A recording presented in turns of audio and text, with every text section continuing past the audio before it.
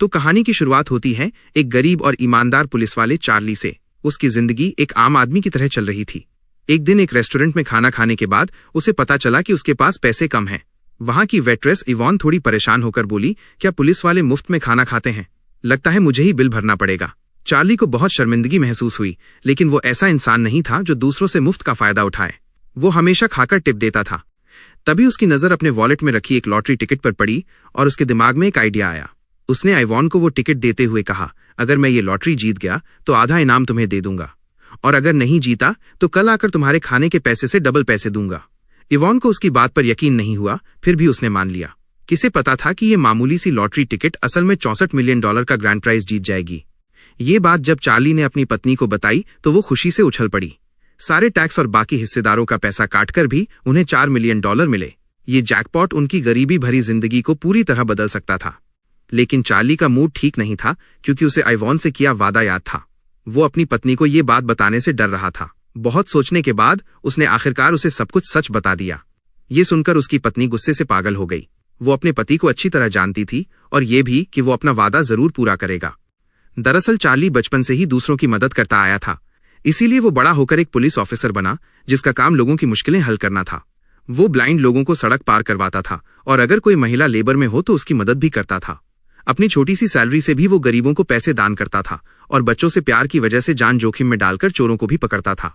काम के बाद वो बच्चों को बेसबॉल खेलना भी सिखाता था। वो सच में एक सच्चा और अच्छा इंसान था। लेकिन उसकी पत्नी बिल्कुल उसके उलट थी।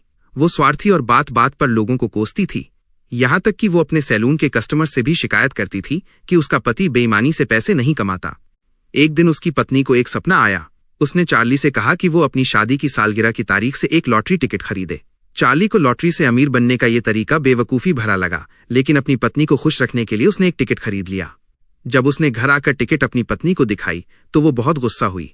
उनकी शादी की तारीख 27 थी, लेकिन हर साल वो एक दिन पहले 26 को सालगिरह मनाते थे।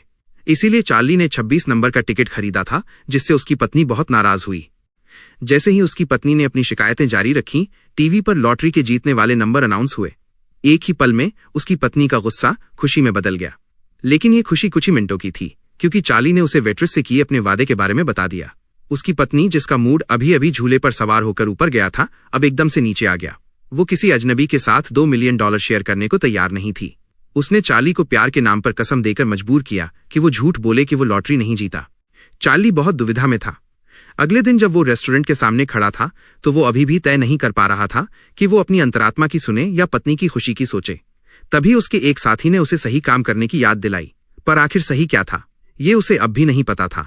इसी उधेड़बुन में चार्ली रेस्टोरेंट में गया। इससे पहले कि वो कुछ बोलता, इवॉन खुद उससे बात करने लगी। इवॉन ने बताया, कल मेरी जिंदगी का सबसे बुरा दिन था। इसमें तुम्हारी कोई गलती नहीं थी। मुझे अपना गुस्सा तुम पर नहीं निकालना चाहिए था। उसने बताया कि कॉलेज से ग्रेजुएट होने के बाद वो न्यूयॉर्क गई थी ताकि एक एक्ट्रेस बन सके, लेकिन कई सालों की कोशिशों के बाद भी वो सिर्फ एक वेट्रेस बनकर रह गई। और तो और, कल उसके धोखेबाज पति ने उसकी सारी जमा पूंजी चुरा ली और क्रेडिट कार्ड से $20,000 भी निकाल लिए। वो इतनी गरीब हो गई थी कि तलाक लेना भी उसके लिए एक लग्जरी थी। और जैसा कि कहते हैं, मुसीबत कभी अकेले नहीं आती। कोर्ट से बाहर निकलते ही मूसलाधार बारिश होने लगी और उसका छाता भी टूट गया। घर पहुंचते पहुंचते वो पूरी तरह भीग चुकी थी। उसने जल्दी से एक सूखा सैंडविच खाया और काम पर भागी, लेकिन लेट होने की वजह से उसके बॉस ने 2 घंटे की सैलरी काट ली। सच में आइवॉन का कल का दिन बहुत बुरा था। आज भी उसकी हालत कुछ खास अच्छी नहीं थी। बॉस ने उसे गुस्से में डांटा क्योंकि कल कोई बिना बिल दिए चला गया था और बॉस ने ये पूरा नुकसान आइवॉन के सिर डाल दिया। लेकिन आइवॉन इतनी कमजोर नहीं थी कि कोई उसे आसानी से दबा सके। जब बॉस ने उसे कॉफी लाने को कहा तो उसने चुपके से उसमें सिगरेट की राख मिला दी। इवॉन की मुश्किलों के बावजूद उसकी ये सकारात्मक सोच देखकर चार्ली ने तय किया कि वो अपनी अंतरात्मा की सुनेगा और ईमानदारी का साथ देगा। उसने पहले से ही एक छोटा सा तोहफा तैयार कर रखा था। उसने आइवॉन को ध्यान से पैक की हुई चश्मे की चेन दी। उसने ये तोहफा इसलिए चुना था क्योंकि उसने देखा था कि आइवॉन अक्सर अपने चश्मे नहीं ढूंढ पाती थी और इस चेन से वो उन्हें अपने गले में पहन सकती थी। ये तोहफा पाकर इवॉन की आंखें खुशी से चमक उठीं और चार्ली के प्रति उसका भरोसा बढ़ गया। इसके बाद चार्ली ने एक बार फिर आइवॉन को उसकी किस्मत चुनने का मौका दिया। उसने आइवॉन को 2 ऑप्शन दिए, या तो वो अपने खाने के बिल का 2 गुना पैसा ले या फिर लॉटरी के इनाम का आधा हिस्सा। इवॉन को लगा कि उसकी किस्मत इतनी अच्छी नहीं हो सकती। उसने सोचा कि ज्यादा लालच करना ठीक नहीं है, इसलिए उसने खाने के बिल का 2 गुना पैसा चुना। तब चार्ली ने उसे बताया कि वो $4 मिलियन जीत गया है। पहले तो इवॉन को यकीन ही नहीं हुआ। उसने चार्ली को चिढ़ाना बंद करने के लिए कहा, लेकिन जब चार्ली ने फिर से पक्का किया तो इवॉन अपनी खुशी रोक नहीं पाई और वो जोर से चिल्लाने लगी। वो रेस्टोरेंट में हर किसी से गले मिली और ऐलान किया कि आज दोपहर का खाना उसकी तरफ से मुफ्त है। उसने हर कस्टमर को आइसक्रीम भी खिलाई। रेस्टोरेंट का मालिक जल्दी जल्दी हर चीज का हिसाब लिख रहा था।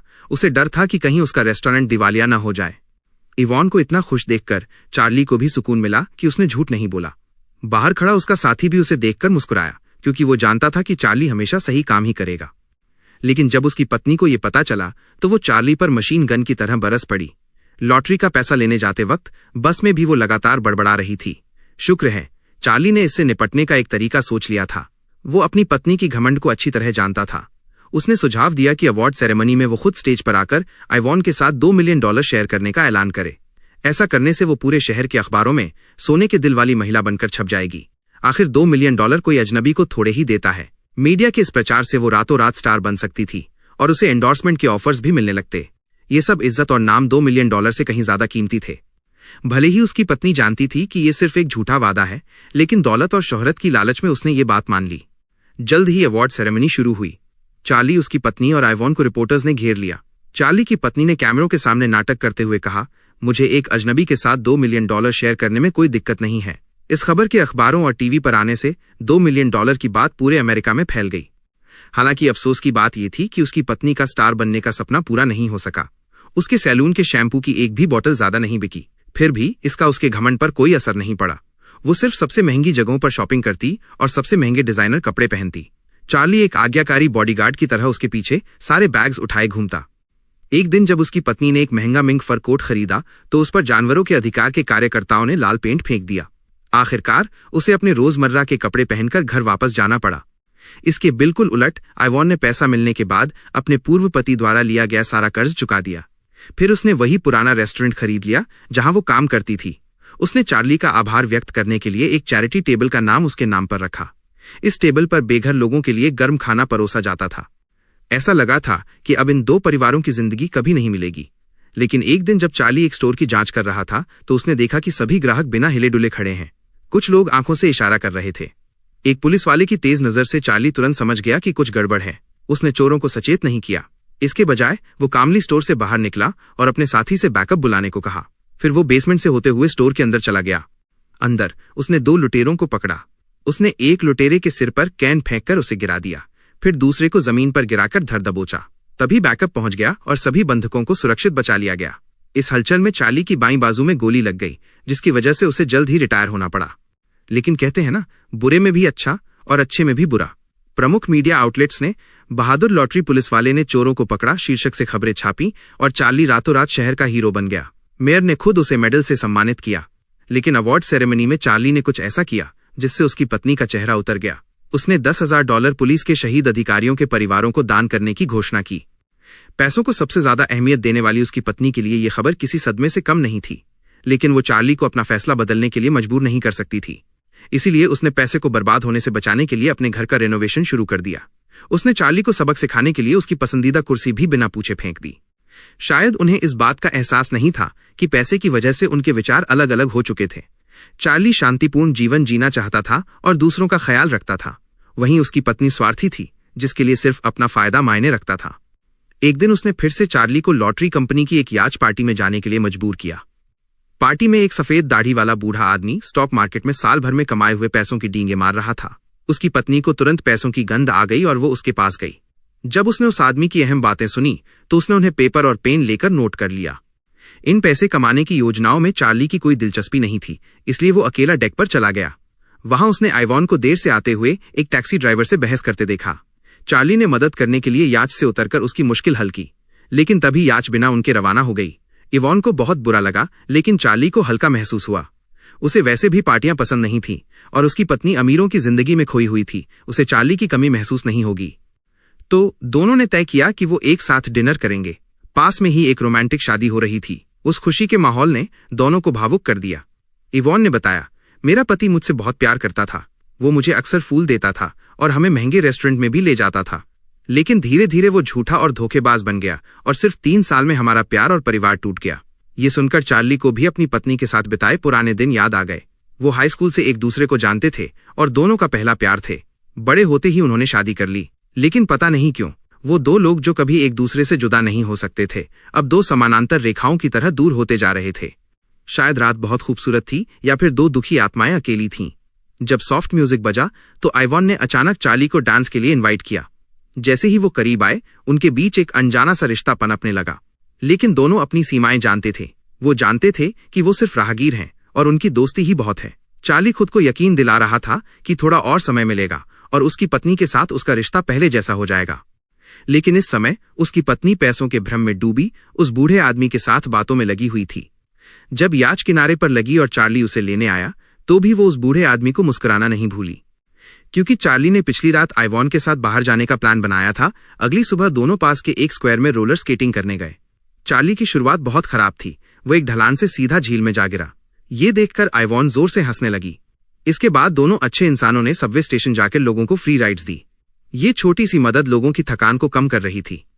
अगले कुछ दिनों में उन्होंने कई और चैरिटी के काम किए। जैसे उन्होंने एक पूरा बेसबॉल फील्ड किराए पर लिया और पड़ोस के बच्चों, दोस्तों और रिश्तेदारों को वीकेंड पर बुलाया। इस काम से गरीब बच्चों में सपने और उम्मीद की एक नई किरण जगी, जिन्हें खेल का आनंद लेने का मौका नहीं मिलता था। लेकिन एक दिन जब चार्ली खुशी खुशी बच्चों को लेकर वापस आया तो उसने देखा कि उसकी पत्नी ने उसके कपड़े बाहर फेंक दिए थे। दरअसल उनके सबवे में किए गए चैरिटी के काम की खबर अखबार में छपी थी। उसकी पत्नी ने यह खबर देखी और तुरंत ये मान लिया कि उन दोनों के बीच कुछ चल रहा है। चार्ली ने लाख कोशिश की, लेकिन उसने कुछ नहीं सुना और गुस्से में चार्ली को नीचा दिखाने लगी। उसने चार्ली को नालायक और इडियट कहकर बुलाया और कहा कि वो जिंदगी भर एक नथिंग ही रहेगा। अपने प्यार के इस तरह के झूठे इल्जामों का चार्ली ने कोई जवाब नहीं दिया, क्योंकि वो जानता था कि वो कौन है और वो कभी बदल नहीं सकता। उसकी पत्नी भी ये बात जानती थी, इसलिए उसने तलाक का प्रस्ताव रखा। चार्ली इस 10 साल से ज्यादा के रिश्ते को खत्म नहीं करना चाहता था, लेकिन वो किसी ऐसे इंसान को रोक भी नहीं सकता था जो जाना चाहता हो। चार्ली ने शांति से इसे स्वीकार किया, अपने 2 सूटकेस उठाए और उस घर से निकल गया जो अब उसका नहीं था।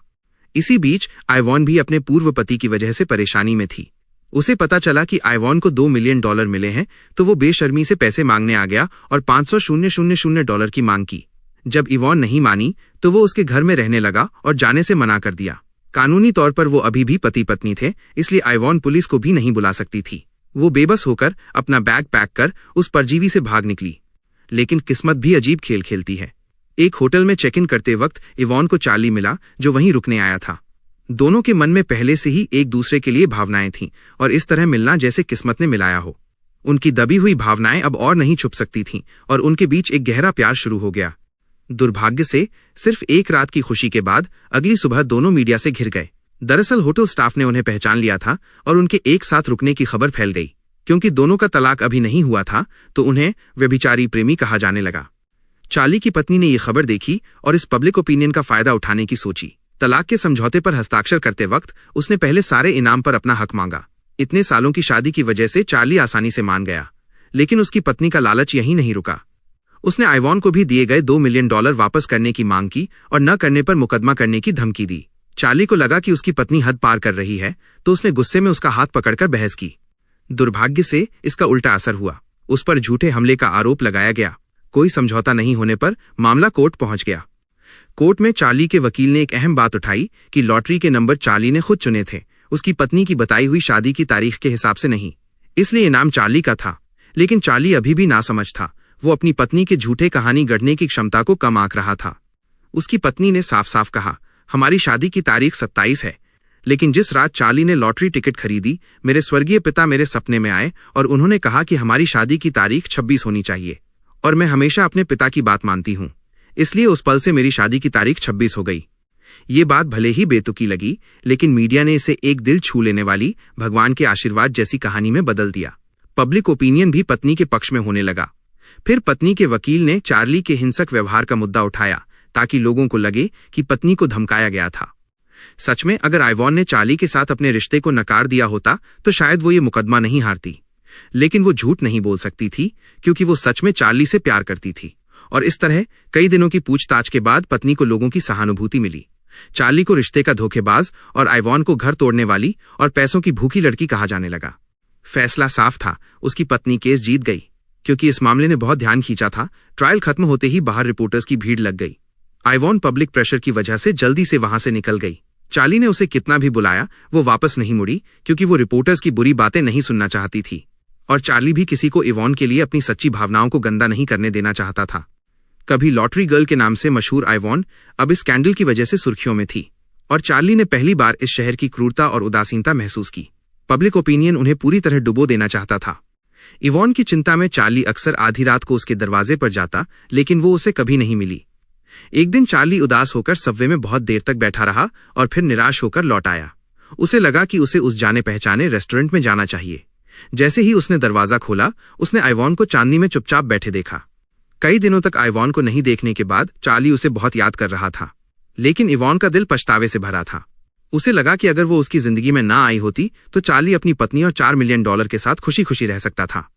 लेकिन चार्ली की नजरों में वो $4 मिलियन इवॉन के लिए उसकी भावनाओं से ज्यादा कीमती नहीं थे।